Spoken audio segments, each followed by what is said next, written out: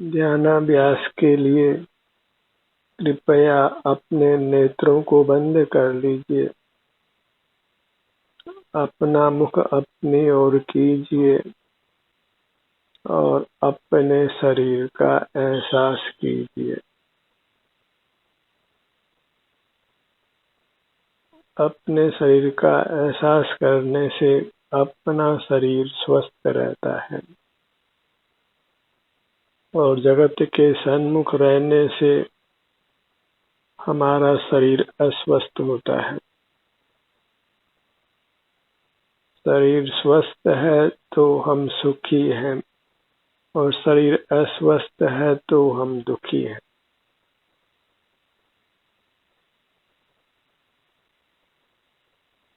प्रतिपल अपने को स्वस्थ रखने का ही प्रयत्न कीजिए। बहिर्मुखता छोड़कर अंतर्मुख रहिए।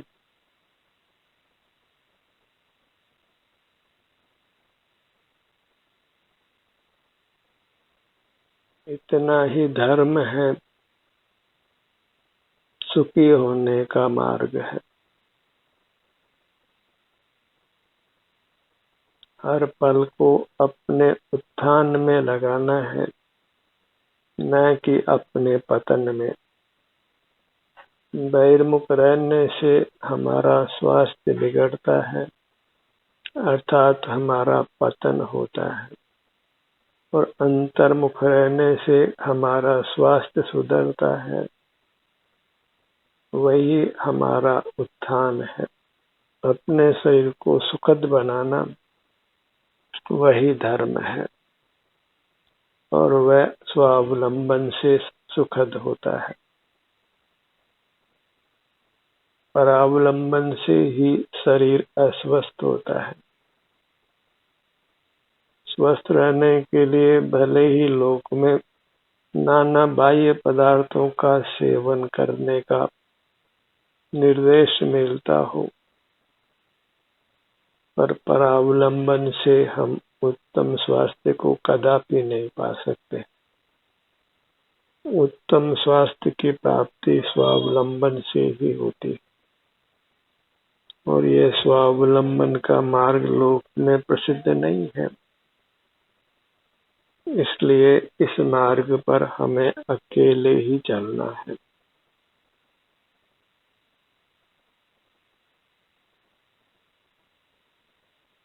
नेत्रों को बंद रखकर अपने मूर्त का लक्ष्य रखना है। इसी का अभ्यास करना है। इसी से हमारा परम हित होता है। यह जन्म भी सुधरता है और आगामी भव भी सुधरते हैं, क्योंकि हम स्वस्थ रहते हैं तो कर्मों का बंधन नहीं होता और संचित कर्मों का भी नाश होता है, और कर्म के संबंध के बिना दुख का होना संभव नहीं। जब सूक्ष्म मूर्त कर्म जो हमारे साथ बनता है, उसी से नाना चिद विकारों की उत्पत्ति होती है। हमारा मरण होता है और पुनः उस मूर्त कर्म के द्वारा ही नूतन सूक्ष्म शरीर की रचना होती है।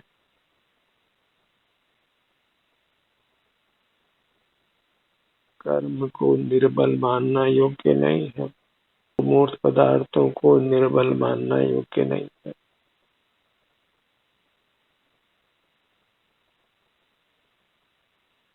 पांचों इंद्रियों की रचना मूर्त कर्म के द्वारा ही की जाती है। रोबोट आदि जो आर्टिफिशियल इंटेलिजेंस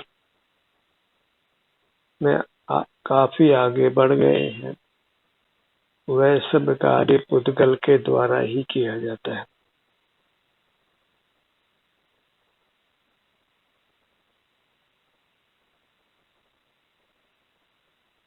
पुद्गल से भयभीत रहना ही अच्छा है।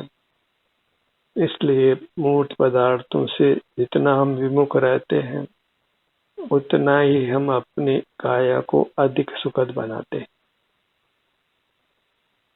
मूर्त पदार्थों के सन्मुख रहने से ही हम मूर्त से बंध कर अपने स्वास्थ्य और सुख को खोते हैं, अपनी परमात्म दशा को प्राप्त नहीं कर पाते।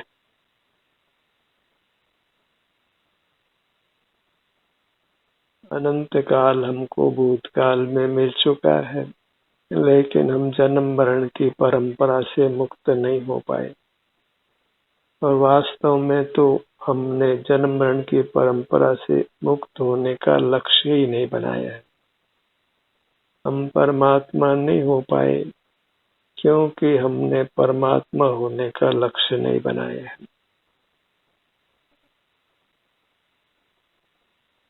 पढ़ लिख करके अधिक धन अर्जित करना, अधिक भोग सामग्री को अर्जित करना और भोगना, यही कुछ हमारे जीवन का लक्ष्य हुआ है। मनोरंजन करके सुखी होना, बाह्य विषयों के आश्रय से मनोरंजन करना, ये सब पराधीन अनुष्ठान ही हमने किए। अपने आलम्बन से अति उत्तम सुख मिलता है, अविनाशी सुख मिलता है, स्वाधीन सुख मिलता है, जिसकी उपमा लोक में नहीं है। जब भी बाह्य कार्यों से आप निवृत्त हो, आप अपने हित में लग जाइए। नेत्रों को बंद कर अपने शरीर का एहसास कीजिए। विश्राम की मुद्रा में ही रहकर इस काम को सहजता से कीजिए। बाहर की तरह इस काम को नहीं लेना है। प्रसन्न भाव से हमें अपने से युक्त रहकर अपने स्वास्थ्य को उत्तरोत्तर सुखद बनाना है, अच्छा बनाना है। अपने को सर्व रोगों से, वेदना से मुक्त रखना है। जीवन में सुख का संचार हो, सुख से हम जीवन यापन करें, दुखों से मुक्त रहें। इसके लिए नेत्रों को बंद रखकर अपने शरीर का एहसास करना है। इतने मात्र से ही हम दुखों से मुक्त होते हैं और उत्तम सुख को पाते हैं। इतना ही धर्म का स्वरूप है। भले धर्म के रूप में लोक में यह प्रसिद्ध नहीं हो, पर वास्तव में यही धर्म है। अपनी अमूर्त काया के आश्रय से ही रहना, उसको ही धारण किए हुए रहना, उसी में उपस्थित रहना, उसी का संवेदन करते हुए रहना। एक एक क्षण इस काम को करते जाइए और अल्पकाल में ही सर्व दुखों से मुक्त होकर अति उत्तम स्वास्थ्य को पाकर परमात्मा हो जाना है।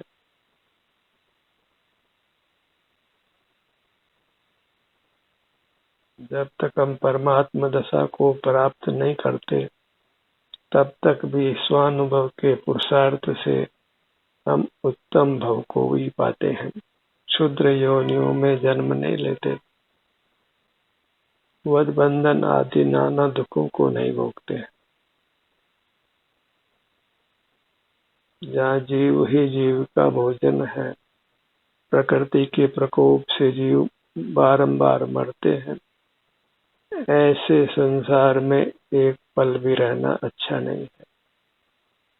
हमें शीघ्र ही इस संसार सागर से पार हो जाना है। इसके लिए समय को बहिर्मुखता में नष्ट नहीं करना है।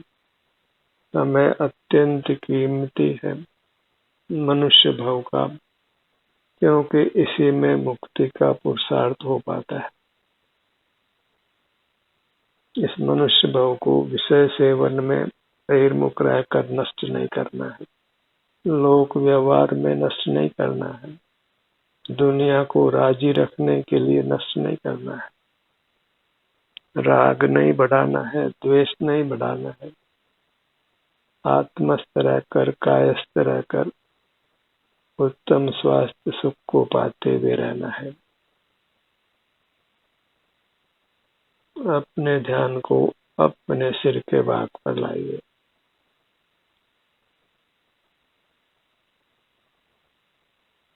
बहिर्मुख रहेंगे तो दिन प्रतिदिन स्वास्थ्य क्षीण होगा और दुख का अनुभव होगा। और वह स्थिति अच्छी नहीं है। दुख रहित जीवन जीने के लिए, सर्वांग में सुख का अनुभव हो, इसके लिए बाहर से ध्यान हटाकर अपने शरीर से युक्त रहिए। हमारा अपना अमूर्त शरीर है, भले ही वह मूर्त शरीर में मिला हो, तथापि हमारा अमूर्त शरीर है, चेतन है। और चेतन का भाव यही है कि जो सुख को चेतता है वह चेतन है। अपने को ही चेतता है, अपने सुख का अनुभव करता है, वह चेतन है। मूर्त पदार्थों में अपने को चेतने का धर्म नहीं, वे अपना अनुभव कदापि नहीं कर सकते। तो हमारे में जो विशेषता है वो यही है कि हम अपना एहसास कर सकते हैं। अपने मूर्त अमूर्त होने पर भी हम उसका एहसास कर सकते हैं, क्योंकि उसमें सुख दुख का परिणाम होता है। इसलिए हम अमूर्त शरीर को, उसके सुख दुख को अनुभव कर सकते हैं, उसका वेदन कर सकते हैं।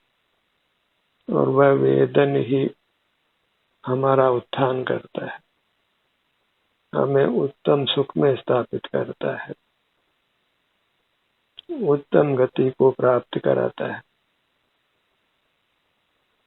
राग आदि दोषों से मुक्त रखता है, आप परिणामों से हमको मुक्त रखता है।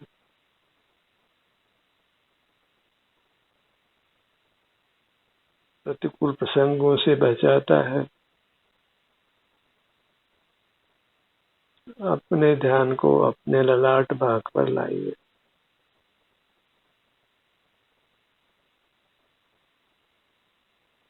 काम एक ही है और उसके फल में अनंत काल का उत्तम सुख है। सिर से पांव तक हमको हमारी अमूर्त काया अनुभव में आती है। ये मैं हूँ ऐसा एहसास होता है। बस बहिर्मुखता में ही हम अपने एहसास, अपने संवेदन से रहित होते हैं।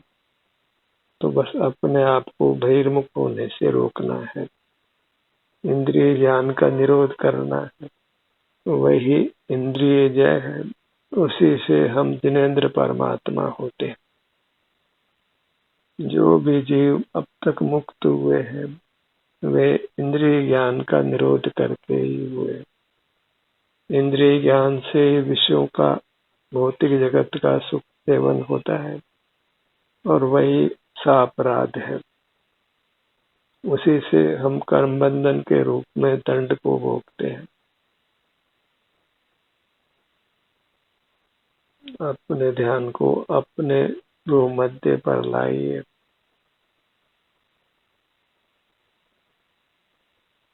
हमारा छोटे से छोटा भाग भी हमें अनुपम सुख देता है और वही उसकी उपेक्षा करने पर हमें असहनीय दुख भी देता है। अच्छा यही है कि हम अपनी अमूर्त काया की उपेक्षा नहीं करें, उसको पीठ नहीं दे। अंतरंग में हमारी मूर्त परमात्मा है और परमात्मा को पीठ देना वही पाप है, वही अपराध है। जगत के सन्मुख रहने से हम परमात्मा को पीठ देते हैं और अपने को पीठ देना वही हमको दुख में स्थापित करता है। जगत के सन्मुख रहकर अपने परमात्मा को पीठ मत दीजिए। उसके सन्मुख रहकर उसी की सेवा में रहिए। उसके सन्मुख रहना ही उसकी सेवा करना है, और वह हमें उत्तम सुख देता है, अविनाशी सुख देता है। ध्यान को अपने दोनों कानों के भाग पर लाइए। कर्ण युगल,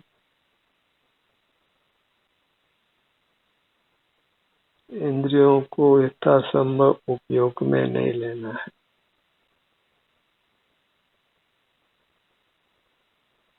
पांचों इंद्रियों के विषयों को ही देखने जानने से हमारा महान अहित होता है। हम महान कष्टों में जा पड़ते हैं। एक एक इंद्रिय के विषय भोग में जीव ने अनंत बार प्राण गंवाए। इंद्रिय ज्ञान हमें कितना दुख दे सकता है, इसका हमको अंदाज भी नहीं है। तो जगत में जितना भी दुख होता है, वह सब इंद्रिय ज्ञान की वजह से ही होता है। अपने ध्यान को अपने नासिका के भाग पर लाइए।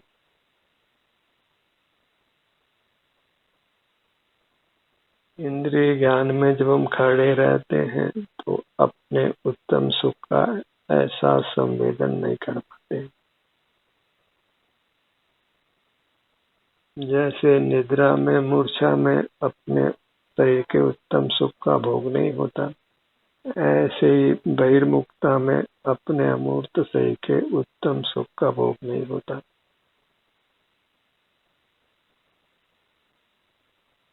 निद्रा की स्थिति, मूर्छा की स्थिति व प्रमाद की स्थिति है। उसमें कुछ भी मोक्ष मार्ग का पुरुषार्थ नहीं हो सकता। ऐसे बहिर्मुखता की स्थिति भी प्रमाद की स्थिति है। उसमें हमारा किंचित भी हित नहीं होता है।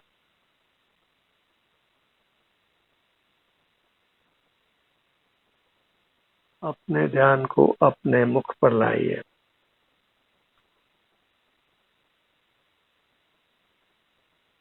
फिर हमको यही काम करना है। बाहर का कुछ भी जानना देखना अच्छा नहीं है। जगत के साथ व्यवहार करना बिल्कुल भी अच्छा नहीं। पर परिचय बिल्कुल अच्छा नहीं है। पर का स्मरण करना अच्छा नहीं है। अपना स्मरण करिए और जगत का विस्मरण करिए। अपने सन्मुख रहना है और जगत के विमुख रहना है।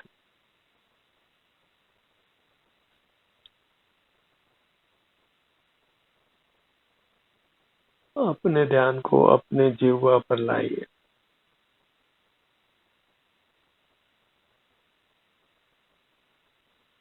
बारंबार अपने अंगों के नाम को जपिए, मन ही मन।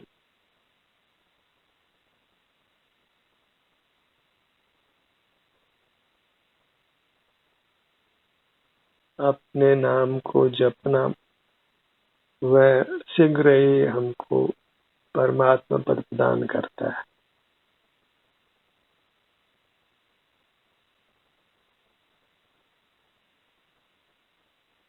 अपना नाम ही विश्व का सर्वोत्तम मंत्र है।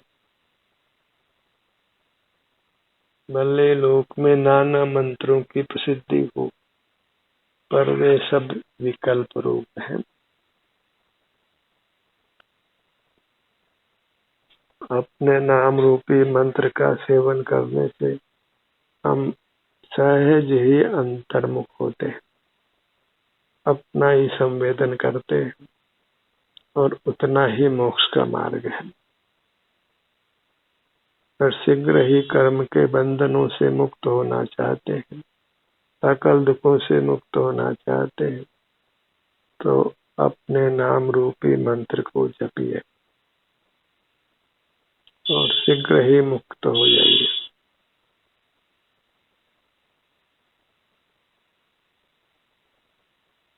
अपने अंगों का नाम जपिए और कुछ भी विचार मत करिए, क्योंकि अपने अंगों का नाम जपने से अपना ध्यान अपने अंगों पर आता है और ध्यान का अपने अंगों पर आना ही सुखी होने का उपाय है। शरीर में कोई भी रोग हो, वेदना हो, तो अपने नाम रूपी मंत्र को जपिए, अपने अंगों के नाम को जपिए और वह चमत्कार की तरह आपके स्वास्थ्य को अच्छा बनाता है, आपकी काया को सुखद बनाता है, आपको प्रतिकूलताओं से बचाता है,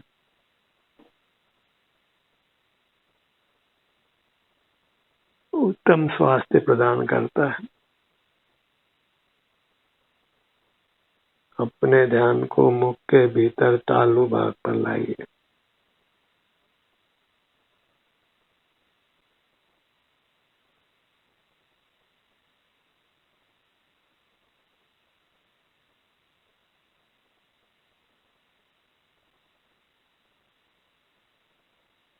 कंठ का भाग, कंठ का भाग, कंठ का भाग।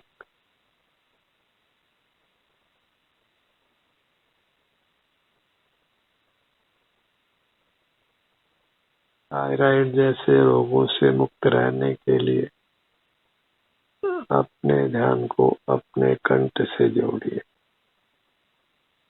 अपने कंठ भाग का संवेदन कीजिए।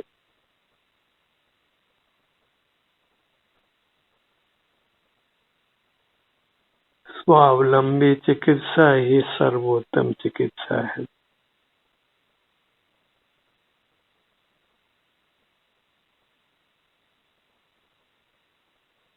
स्वावलंबन से मोक्ष की प्राप्ति में कुछ देर हो सकती है, पर अंधेर नहीं है, और बहिर्मुखता तो केवल अंधेर रूप है।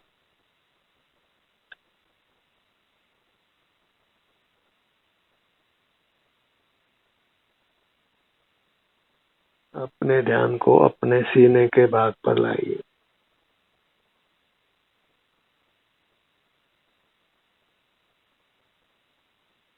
इस अमूर्त जीव को, मूर्त पदार्थों को देखना, जानना कुशील करता है,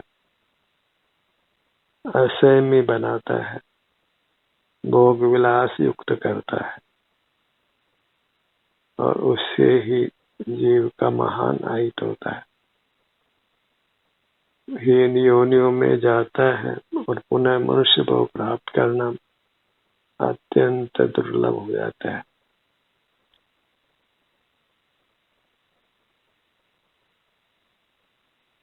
सीने का भाग, पेट का भाग, पीठ का भाग,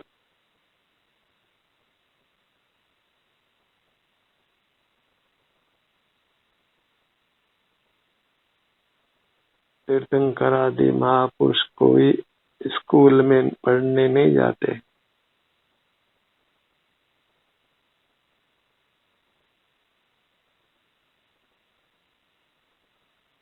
जन्म से ही उनको स्वानुभव का संस्कार होता है और वे अपना अनुभव करते हुए स्वस्थ रहते हैं, निर्विकल्प रहते हैं, सुखी रहते हैं।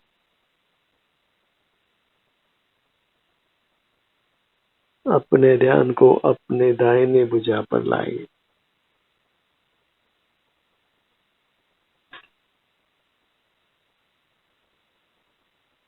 अपने दाहिने भुजा की उंगलियों को लक्ष्य में लीजिए।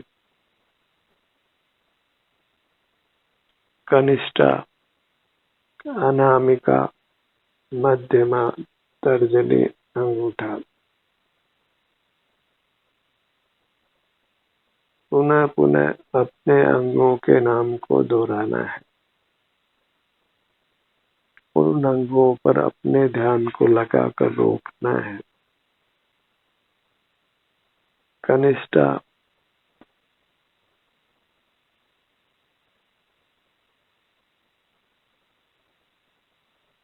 अनामिका, मध्यमा, तर्जनी, अंगूठा।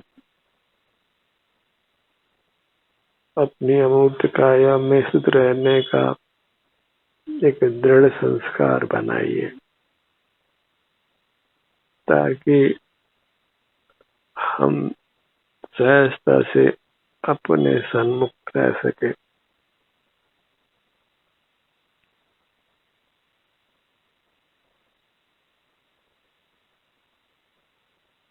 अनामिका,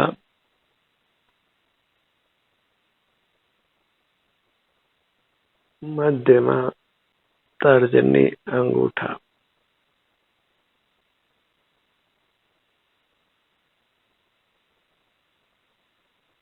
मुक्त जीवों को मूर्त काया का संबंध नहीं होता। कोई वस्त्र आदि का ग्रहण नहीं होता, आभूषण आदि का ग्रहण नहीं होता, क्योंकि अमूर्त के साथ उनका संबंध होना संभव नहीं है।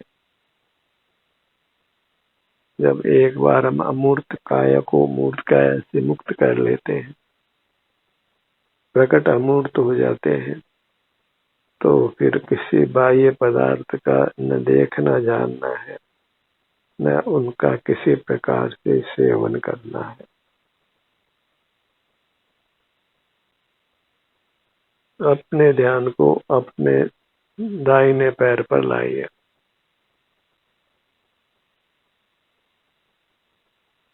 बायां पैर, बाईं भुजा, दोनों भुजाएं, दोनों पैर, पूरी मूरत। इस अमूर्त प्रतिमा का दर्शन ही वास्तव में देव दर्शन है। अपने ध्यान को अपने सिर से पांव तक लाना, अपने सन्मुख होना, वही देव दर्शन है। दर्शनम देव देवस्य दर्शनम पापनाशनम, दर्शनम स्वर्ग सोपानम, दर्शनम मोक्ष साधनम। नेत्रों को बंद करके अपनी दृष्टि को अपने सिर से पैरों तक सीमित रखना, वही वास्तव में मोक्ष का मार्ग है। निज दर्शन बस एक को मोक्ष हेतु जान, हे योगी नहीं और को निश्चय से पहचान। ध्यान का सत्र यही समाप्त होता है। आपकी सहभागिता के लिए धन्यवाद।